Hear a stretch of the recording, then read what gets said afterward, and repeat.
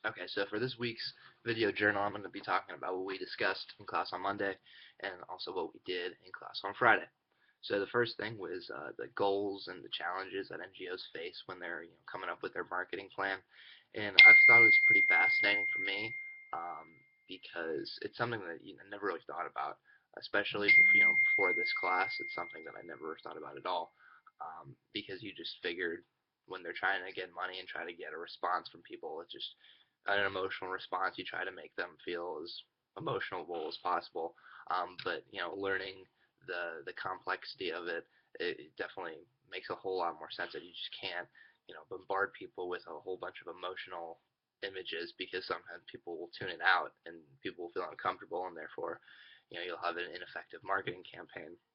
So I thought it was pretty interesting because I never really thought about it before. So that was pretty cool. Secondly, was what we did in class on Friday, and honestly, I didn't really expect to get much out of it, but I'm really glad that I did because it was really interesting. Usually, stuff in the library I never really think to really look at or really even pay attention to.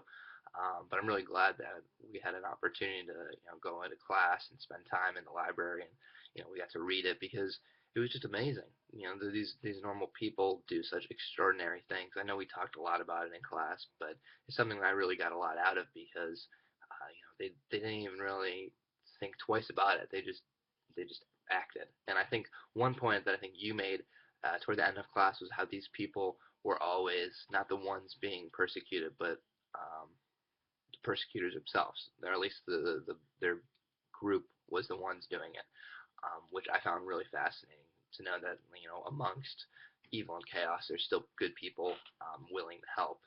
So I thought that was really cool, and I'm glad you made the point because I did not know that until you said it. So yeah, those were the two big takeaways I had for this week.